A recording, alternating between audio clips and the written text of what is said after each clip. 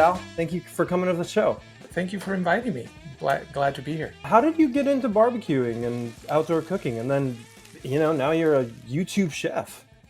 Yeah, it's a story that started really in my teenage years. I was that guy that was kind of just the thing about backyard barbecues. You always have those people that kind of want to stay near the grill, just want to see what's going on. So I always had that inclination to just be around the grill and help out and kind of if someone gives me the spatula, I was there to flip burgers or whatever was needed. So it started at a very, very young age for me.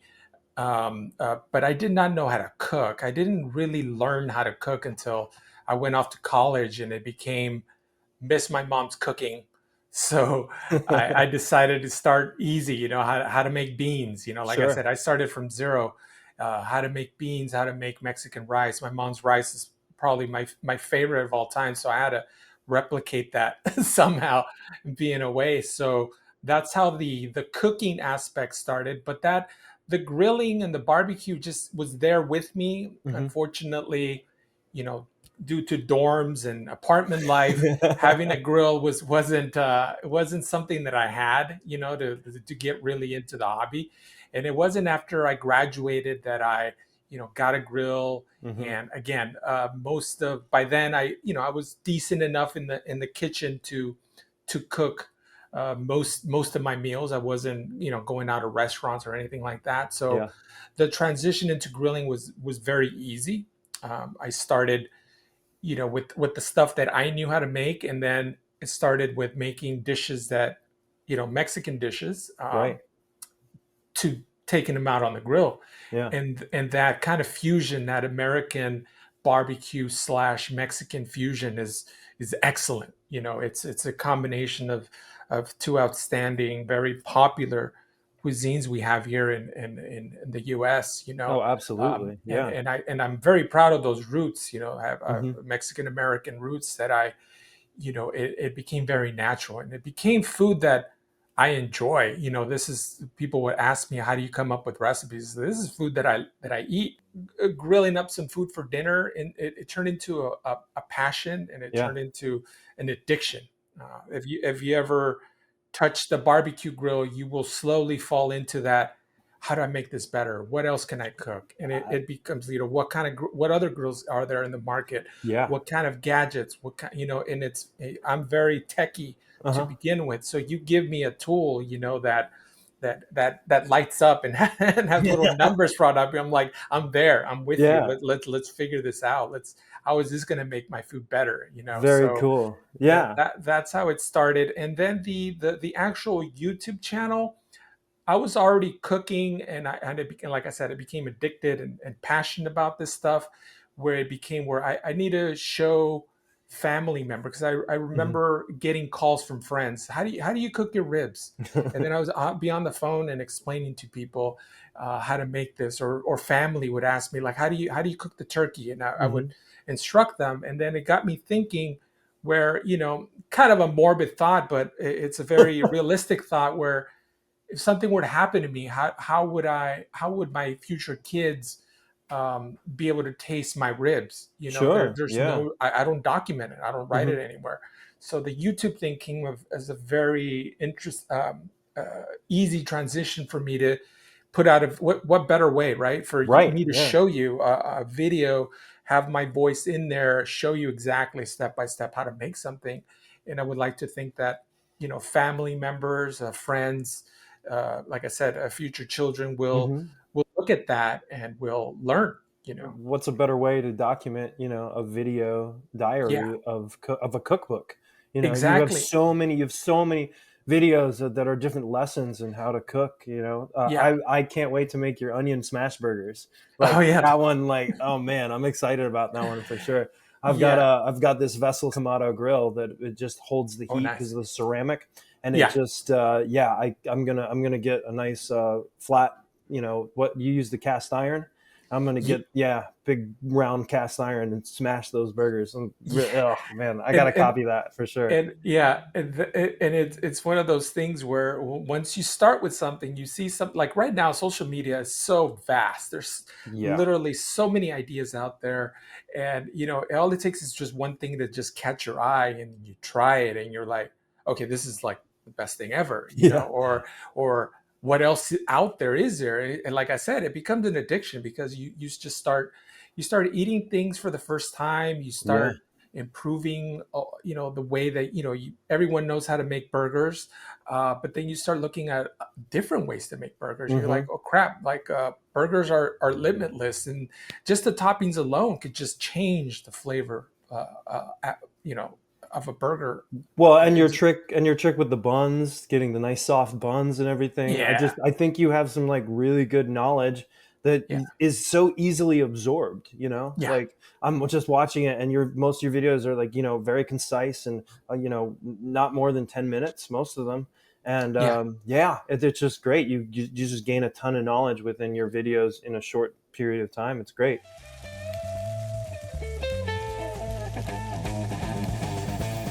You call your style Mexi-Cue.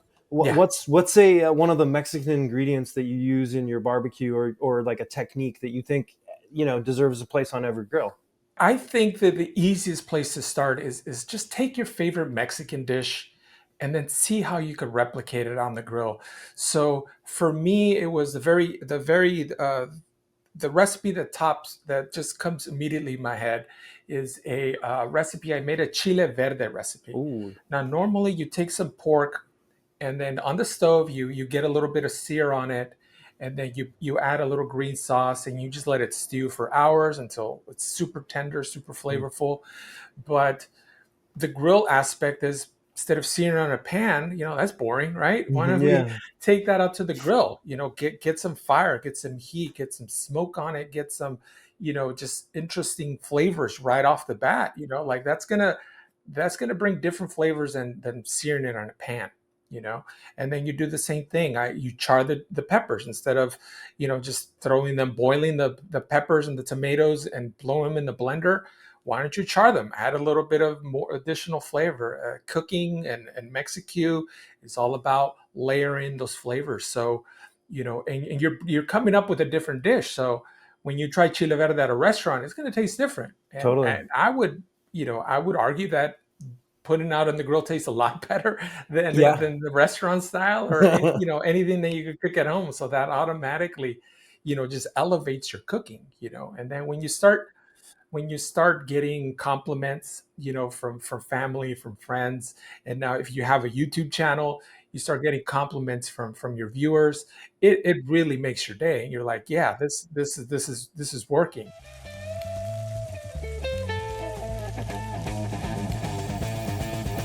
what's one of your favorite Mexi-Q combos to serve to a backyard of hungry friends and people? So the Mexican aspect. So I really like the carne asada is the number one. If I were to invite you to come over, there probably will be some carne asada, some Love it. pollo asado, Oh, and then some just like, again, salsas. But let's not boil the peppers and tomatoes. Let's get some char on them. Get the molcajete, the Mexican mortar and pestle. Get yeah. get right into it. Let's char the garlic, the onion. Let's char everything, all the ingredients. Hmm. So you're gonna have a that to me, just sells it, right? That you take a traditional backyard Mexican party, like a carne asada, because you Yeah. go to a party, that's probably what they're going to give you. But then you bring in different aspects to it. Hmm. So along with that carne asada plate, there might be some barbecue ribs. So why aren't we throwing some American Yeah. food onto that plate? Hmm. Let's bring some classic, um, some classic potato salad, right? Americanized, very as southern as you could think of. Yeah. And mix that in with the carne asada, with your all your grilled vegetables, your Mexican street corn. Those are like, you're already combining flavors from two different genres, but that they fit really well on your plate, and your Yeah. palate will fall in love with that. Yeah, who couldn't smile with a plate of carne asada with the ribs and potato salad, like, Yeah. full belly, full heart. Yeah, and yeah, exactly, and things like ribs too. We could easily put a Mexican spin on it. Oh yeah. I've my family's from the state of Oaxaca in Oh. Mexico, and we're known for our moles. We Mm-hmm. have a lot of different types of moles, from the spicy to the sweet, to the red, to the green, to the yellow. There's a ton of moles out there, Yeah. and basically just think of it as a chili gravy. Mm-hmm. If you don't know what a mole is, but think of it as a pepper gravy, because it's just a bunch of peppers.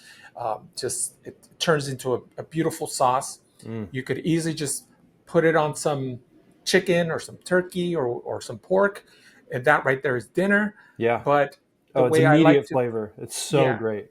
so Yeah. the way I love to do it, and I did this in a video. I made some mole, right? We had our dinner, had a little bit left over. I said, why don't I brush some of this delicious mole on some ribs? So Yum. I cooked my ribs low and slow, brushed on some of that mole, really let that flavor absorb. Mm-hmm. You wrap it up in a pan and let that braise. Right. And it was, my wife literally said, these are some of the best ribs I've ever made. Oh man, I bet. And it's all because you're combining, Mm-hmm.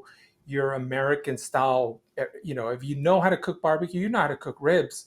Mm-hmm. So you start adding Mexican elements to it, like a mole, Yeah. then you're automatically there. You're there with the Mexican fusion. You're there with the Mexi-Cue.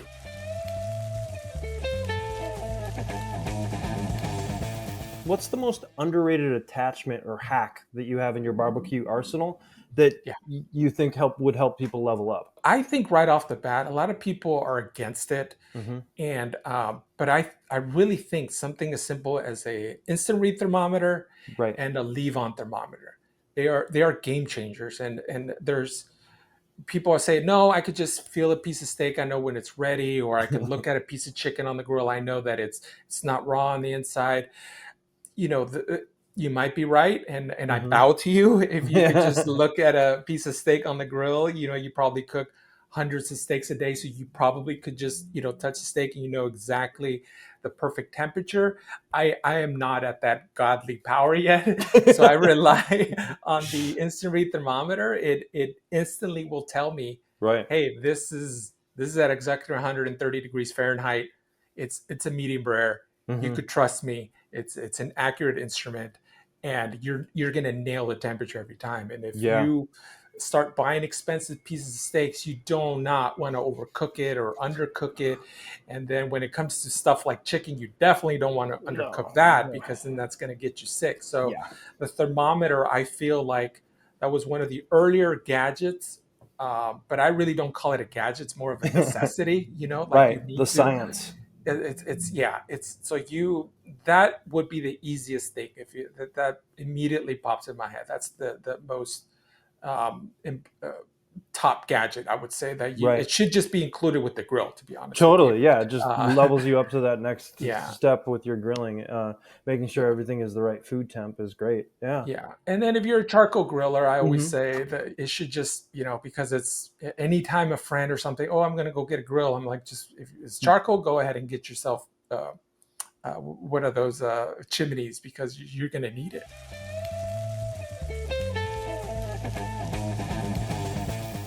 Have you ever had a barbecue disaster turn into a YouTube win? I just had a disaster. Is I cooked up some lobster tails, and I it the cook itself was perfect. It was, I cooked it. It was up to temperature. I was basting it as it went with butter, a little garlic butter mix that I did. Mm. It was going to be like a Valentine. I think it was like 2 years ago. I did this whole Valentine steak lobster dinner out on the Ooh. grill. Everything was good. I put out a total of 4 lobster tails on there, and the first one I flipped because I wanted to get a sear on it. Because I'm all visual, so I figured getting a little bit of char right on top of the lobster tail, because I took the meat off of the shell, and Mm-hmm. I wanted those sear marks. So my wife was helping me film it, and as soon as Okay. I flipped it over, it was great. It was smelling good, and then I told her, okay, I'm gonna flip it over, and it got completely stuck on the grate. Ah, And I just like I was trying to salvage it. You could hear me saying, "Oh no, oh no." yeah. And then it was a bit of relief too because I was like, I'm glad I didn't put all four of them there because then Sure. they would Yeah. all been that way. Oh man. So in the video, I did put it at the very end of the video. It's blue, it's there. It's Okay. real. Yeah. It you hear me laughing in the back, but somewhere along the lines of like, hey, there's, I made a note of the video because you could see four lobster tails being grilled. And Uh-huh. then by the end, there's only three. And I even put a little text Sure. bar there. There's a casualty on one of the lobster Oh, tails. yeah. Please watch the end of the video to see what happened, because I didn't want to Sure, sure. disturb the flow. No, You right. know what That's I mean? great. But I Yeah. also didn't want to hide it. But a Sure. lot of people commented on it and they enjoyed that, because I think I think it's important for us to post the fails because Totally. it's a learning experience. We're not perfect. Right. Someone like me, I'm not a trained chef. Hmm. I am not a award winning, competition winning barbecue pitmaster. That's not me. I am a home cook slash backyard barbecuer, and everything that I know how to cook, it's either my family taught me or Hmm. I taught myself. So there's gonna be mistakes on the Yeah. grill, and I will Absolutely. point it out and be real to the audience because I think the audience kind of likes that when you don't try to hide it. You're Hmm. just upfront, like, hey, this is what happened. Hopefully, you learned something from it too, so you could pass that along. So Yeah. this way, if they attempt it, they know to be careful or maybe not put up a lobster tail at the end of the cook, but Sure. at Yeah. least it works as a learning experience. So that to me is a big win. Even the fails, there's a bit of learning, that it's always a big win. That's how you become better cook.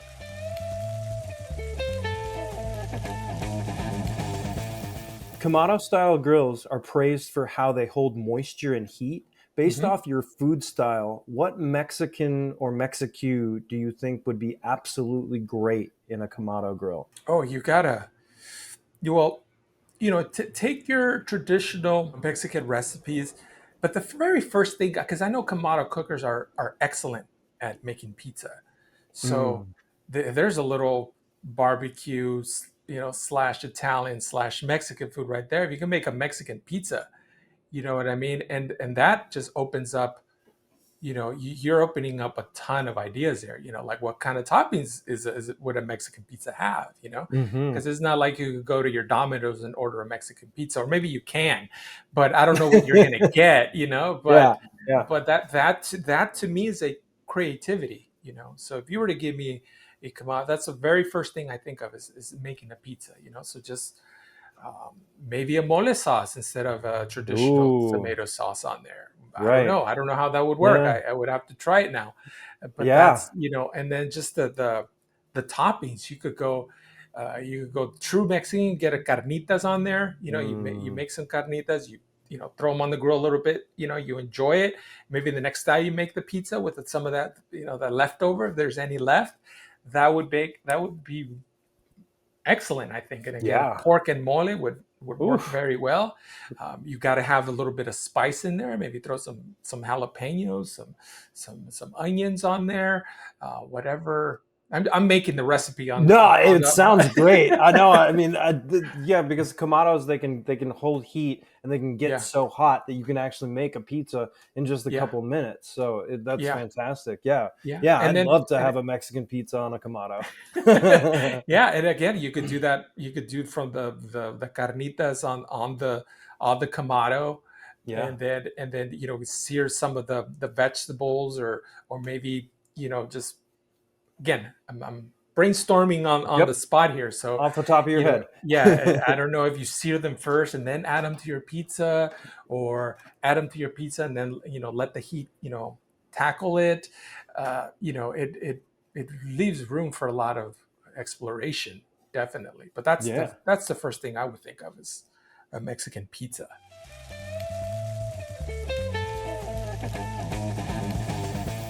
You make your YouTube cookouts feel almost like a backyard hangout.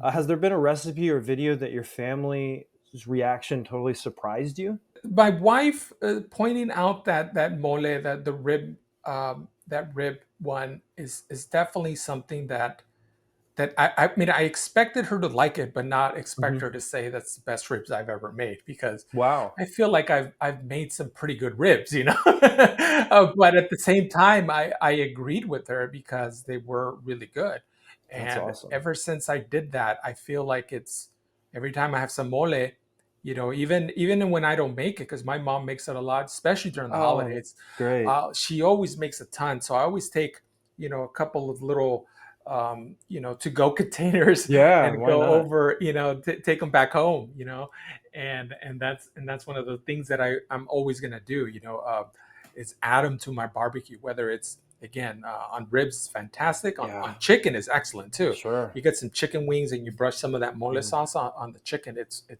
terrific. So that is something that that I feel it's changed my perspective, you know, Yeah, on that. And that's it's all awesome. thanks to my wife saying that, you know, that she was really impressed with them.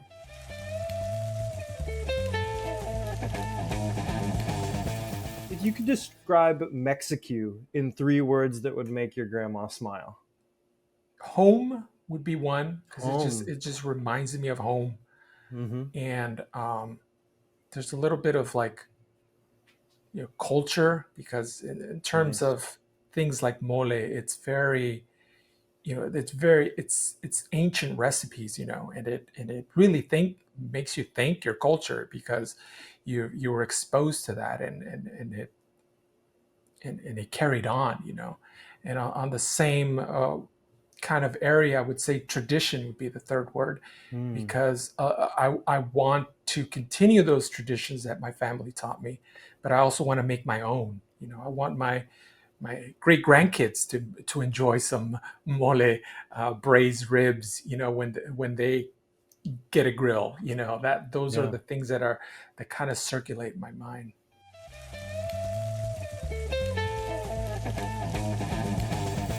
Do you have any tips for getting kids involved, or at least not destroying your garden while you're doing the barbecuing? So tips for it's getting them involved. Hmm. It's kind of like teaching them, you know, to, you know that it can be dangerous. So and knowing what to kind of watch out for, you know, to Hmm. not put your hands anywhere that, you know, the hot areas, not to go around barefoot, because, you know, we work with Oh, charcoal. There's going to be little charcoal bits. So yeah, that's smart. I haven't heard that one. that's the most important thing, is just to get them to be aware of what's going Hmm. on, and but also get them involved, you know, because I think kids, I think naturally they want to help. And it's one of those things where if it catches their eye, you know, you just might be looking at a future pitmaster, you know. Yeah, If they start right. early young enough, Yeah. they could do a lot of damage out there, you know, in whatever areas they decide to focus on, you know, whether it's music or cooking. You know, you definitely have to get them involved in it. Maybe it sparks something, you know. Yeah. I know it did for me. Watching grills always piqued my curiosity. I always wanted to be around the smoke. I always wanted to, you know, get the spatula out and start flipping burgers. Like I always had that, you know. And when family members or friends, you know, gave me the, you know, the tongs to flip, I'd be Yeah. the first one to take them. Yeah, I took on that challenge.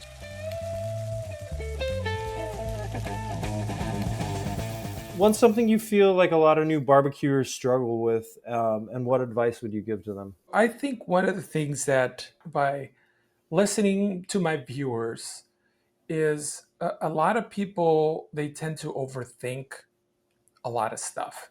Hmm. So I always try to say, just tone it down. Um, you know, just be more, you know, patient with yourself, because it's not any. People think you buy a grill, you're going to make a perfect brisket. That's not how it works. You do No. it a few times, and even then, I feel like, you know, after all the briskets I've done, I still feel my brisket is not perfect. But if you were to ask my family, they would say differently. They would say, "What are you talking about, Sal? That's Yeah. excellent." But I think it goes back to my earlier point about when it becomes a passion, it's like you're not content. You want it to get better, and so beginners, I would say, be patient with that. And something that I try to encourage on my channel is you're not going to get better by not doing it.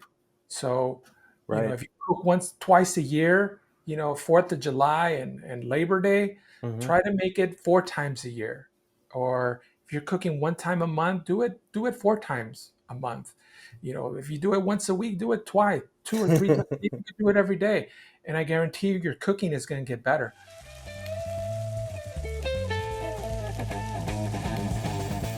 What's the biggest barbecue myth on the internet that needs to be stopped spreading?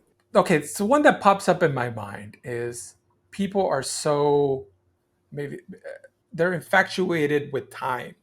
Mm. Um, and when it comes to barbecue, I always tell people, I could tell you that this brisket's going to take you 9 hours, but there's so many other aspects that go into it. You have to learn how to look at a brisket and see if it's done just by looking at it, and the color and the feel is going to tell you whether or not it's done. Don't go by the time I tell you. Mm. So the one of the myths is the common one related to this is the 3-2-1 ribs, and that, just a quick little explanation. The 3-2-1 ribs tells you to cook the ribs for 3 hours, smoke them, Hmm. and then wrap them up in foil, cook them for additional 2 hours, and then uncover them and put them out on the grill for another hour. So that's why they call it the 3-2-1. But it's a complete myth Mm. because it hardly ever works. It will either get your ribs way too tender, more tender than you need them to be. So that to me is a complete. Uh, it doesn't work, guys. Yeah. Yeah. Stop doing it. Instead, on my channel, I like to do the 3-2-1 rib, but then tell you that it's more like three, 1.5, and Okay. then maybe 30 would work good for Oh, ribs. right. But I tell people that the most important thing is to see how the ribs feel. How are they bending? Mm. To see how they feel, to see what they look like. Is there a nice bark on them? Those are much more stronger indicators than the time. Don't become a slave to the timing, Got it. because my pit's going to run hotter than yours. Totally. At 2 hours, my ribs might just be total mush. Mm. And maybe the third or fourth time they might work perfectly. That 3-2-1 sometimes works, so it's not Yeah, sure. it's not Depending a on the heat of your pit and everything. yeah. Yeah. But the most Big important difference. thing that I like to tell people is to the timing on certain barbecue is the worst um, thing to go by.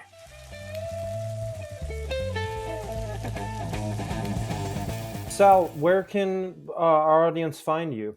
Yeah, so you could find me on YouTube, on Instagram, and on TikTok, Okay. and on Facebook. I'm going in a little bit on Facebook. I haven't made any commitments there yet, but on YouTube is definitely the place to find me, and I'm over there at SJ Cooks.